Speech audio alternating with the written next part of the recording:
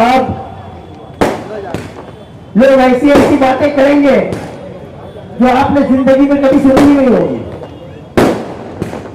जैसे मोदी ने कल कहा, एक रहेंगे तो सेफ रहेंगे। अगर जो प्रधानमंत्री इस देश को सेफ नहीं रख सकता है, उसको बोलना पड़ता है, तो पंतप्रधान काहे को रहता है? उसे इस्तीफा देके घर जाना चाहिए। हमको ऐसे पंतप्रधान की जरूरत नहीं है जो हमारी जनता को सेफ नहीं रख सकता है।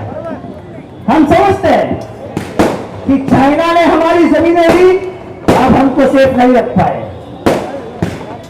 चाइना हजारों किलोमीटर अंदर घुस गई तो कुछ नहीं कर पाए, तुम हमको सेफ नहीं रख पाए। फिलिस्तीन का लफड़ा हुआ, तुमको कुछ भी नहीं मालूम था। इजराइल के पांव छूने वाले नरेंद्र मोदी जी ने कहा हम इजराइल के साथ है। फिर 4 दिन के बाद सभी देश के आलम अधिकारी जो थे, आला अधिकारी, उन्होंने जाके बताया कि महात्मा गांधी के जमाने से भारत हमेशा फिलिस्तीन के साथ रहा है। शायद आपको भी नहीं मालूम होगा कि महात्मा गांधी ने तब कहा था फिलिस्तीन को कि आप इजराइल को रहने के लिए 1 इंच की जगह मत देना, ये आपकी जगह खा जाएगा। ये कौन बोला था? महात्मा गांधी। फिडेल कास्ट्रो, अपना यासर अराफत और इंदिरा गांधी के संबंध क्या थे? एक दूसरे को भाई बहन मानते थे।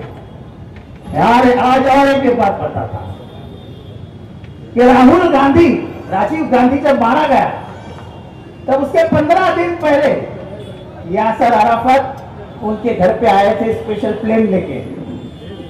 बंद कमरे में लोग बैठे थे। उन्होंने सोनिया गांधी को भी बुला लिया और सोनिया गांधी को यासर अराफत ने कहा कि इसको दक्षिण भारत में मत भेजना, इसकी जान को खतरा है। राजीव गांधी किसका बेटा था? इंदिरा गांधी का, नेहरू का पोता। बोले देश में मेरे को कौन मारेगा? गया दक्षिण भारत में और अब पेरम्बुदूर में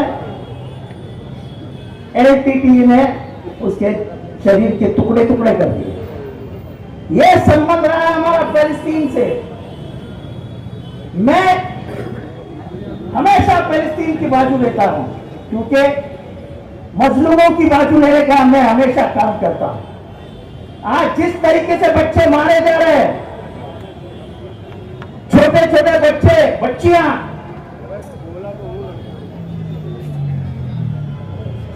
बम के शिकार हो रहे हैं,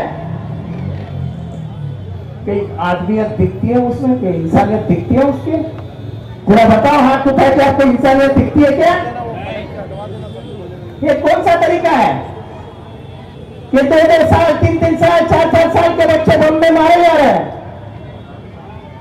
पूरे देश उसके, पूरा विश्व उसके खिलाफ है, पर किसी की हिम्मत नहीं हो रही है इजराइल से बात करने की, इजराइल को ठोकने की। अब तो ये लड़ाई और तेज होती जाएगी क्योंकि अमेरिका में नया प्रेसिडेंट आया है ट्रंप। ये ट्रंप मुसलमानों का सबसे बड़ा दुश्मन। अब ये इजराइल को चलाएगा और आप देखो आने वाले 1 महीने में अरबस्तान में बम फूटना शुरू हो जाएगा। तो ये देश दुनिया में एक अलग किस्म के लोग पैदा हो रहे हैं।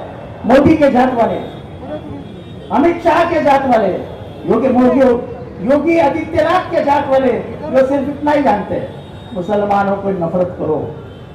नौकरियां मिल रही है क्या?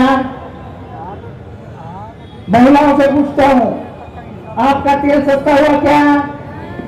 दाल सस्ती हुई क्या? लहसुन सस्ता हुआ क्या? 1,500 कितने लोगों को मिला? इसको भी नहीं मिला? गई नहीं क्या लेने के लिए? अरे अच्छा हुआ नहीं गई। 1,500 के बदले में 4,000 तो निकाल रहा है खीसे से। महंगाई बढ़ रही है, पेट्रोल के दाम बढ़ रहे हैं, जो महाराष्ट्र में कभी नहीं हुआ था। नबी के बारे में भला बुरा कहा जा रहा है, नबी के शान में गुस्ताखी की जा रही है, और बेशरम जैसे लोग आपके पास वोट मांगने आ रहे हैं। आज जिसने नबी के शान में गुस्ताखी की वो किसके साथ था? बीजेपी के साथ, एकनाथ शिंदे के साथ। तो अजित पवार गवर्नमेंट से बाहर क्यों नहीं आया कि ये देश में भाषा नहीं चल सकती? सत्ता के लिए फेविकॉल लग गया है ना तुम्हारी दोनों के बीच में, तो संभालो ना। क्यों नौटंकी करते हो कि मैं सेक्युलर हूं, मैं सेक्युलर हूं, मैं सेक्युलर हूं? मोदी बोला ना कल, एक रहेंगे तो सेफ रहेंगे। मोदी को बोलना था ये भाषा तुम्हारी नहीं चलेगी इस देश में, हम नहीं मानते इस भाषा को। बोलने की हिम्मत है? बोल के दिखाओ। मोदी ने खाली 3 दिन पहले एक चीज बोली थी, जब उसका पार्टी तोड़ के उसको दूसरे पार्टी में चला गया इंदौर में, कि 70,000 करोड़ रुपए का घोटाला, ये 3 दिन में भागी गया पार्टी से। और भागते भागते क्या किया? तो 85 साल का मेरा बाप शरद पवार, उसके कपड़े भी निकाल लिए, खुद ने पहन लिए, उसकी घड़ी निकाली, खुद ने पहन ली, और अपने हाथ में रख के घूम रहा है। आपके पास भी घड़ियाल वाले आएंगे, पूछना उनको कि जब मस्जिद टूटी गजापुर में, जब विशालगढ़ पे हमला हुआ दरगाह पे, अब कहां थे? जब चाचा को मारा तब तुम्हारे गवर्नमेंट ने क्या किया? जब ट्रेन में गोलियां चली, तुम तो इंस्पेक्टर को पागल घोषित कर रहे थे। मैं 4 महीने लड़ता रहा और आखिर में हॉस्पिटल ने लिख के दिया कि वो पागल नहीं है। समिति बनती है, पूरे देश में दौरा करती है और लोगों से पूछती है भाई क्या इसके परिणाम उलट सुलट हो सकते हैं। पीछे अभी तक 100 पन्ने नहीं हुआ तैयार है, 100 पन्ने। संजय सिंह आए थे, उस समिति के सदस्य हैं, हमारे दोस्त और भिवंडी के खासदार बाले मामा, वो भी इसमें सदस्य हैं। इसको मैंने डलवाया था कि हमारा एक महीना उधर चले। अभी तक 100 पन्ने नहीं हुए। करो मुसलमानों को डराओ यार। अमित शाह आके कहता है कि रिजर्वेशन देने वाले नहीं है। हाईकोर्ट ने कहा है रिजर्वेशन मुझे भाग दिया। इसका मतलब कोर्ट भी तुम्हें मंजूर नहीं है। ये तो हमें मालूम है कोर्ट तुम्हें मंजूर नहीं, वरना राज्य में सरकार जो किस तरीके से तोड़ी गई वो किसी संविधान में नहीं बैठती है। ऐसे सरकारें नहीं लाई जाती है। आने वाले दिनों में ये देखोगे आप, राजस्थान की सरकार अंबानी की है, गुजरात की सरकार अडानी की है, वो किसी गोदरेज की है, ये किसी टाटा की है। महाराष्ट्र वगैरह सरकार नहीं रहेगी लोगों की, इंडस्ट्रियलिस्ट की सरकार रहेगी। क्या लगता है तोड़ने में 2,500 करोड़ रुपया तो ऐसे ही कमा लेंगे महाराष्ट्र में। पर लेकिन लोगों का जो अधिकार है, democracy is meant for the people, of the people, by the people. That is the definition of a democracy. Now Indian government and Indian state, it is government of the contractors, by the contractors, for the contractors. हम privatisation की तरफ जा रहे हैं। Airport किसने लिया?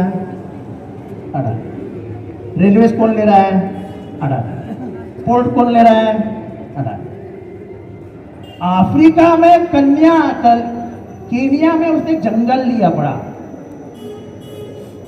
20-25 हजार एकड़ का, और इंडिया से उधर प्लेन लेके जाने की कोशिश कर रहा था, एयरपोर्ट बना रहा था। सबने ऑब्जेक्शन ले लिया। ऑस्ट्रेलिया में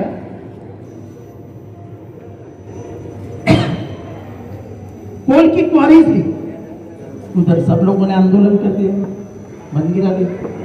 और राफेल तो खुल के फ्रांस की प्रेस बोल ही रही है कि इसमें तो भ्रष्टाचार हुआ ही है।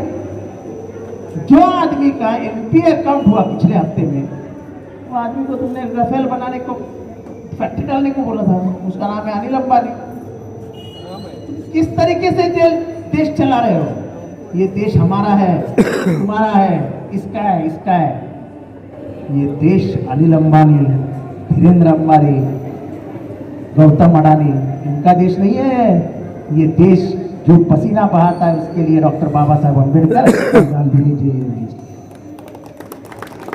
ये देश में से गांधी के विचार खत्म करने की कोशिश की जा रही है, पर हम आज कसम खाते हैं और हमने पहले से कसम खाई है कि जब तक हम जी रहेंगे तब तक हम ये देश गांधी का ही रखेंगे, नथुराम के हाथ में कभी नहीं जाएंगे।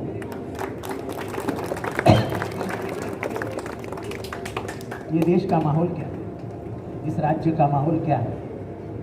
इसी राज्य में जो अमन और शांति के लिए पहचाना जाता था, विशालगढ़ में दरगाह तोड़ा गया, 1300 साल पूरा। नीचे आके मस्जिद तोड़ी गई, 450-500 साल पूरा। ट्रेन में चाचा को मारा, मालूम में क्यों मारा? पर सबसे गंदी बात क्या हुई थी वो तुमको पता ही नहीं है। उसको ट्रेन से फेंक देने की कोशिश की, वो तो उधर कुछ लोग थे जो ट्रेन में बैठे हुए थे, सभी हिंदू थे, सबने चाचा को खींच लिया। और एक पुलिस इंस्पेक्टर बोरीवली में ट्रेन में जाता है, 4 गोलियां चलाता है और 4 मुसलमानों को मार देता है। 1 घंटे में पुलिस प्रेस रिलीज निकालती,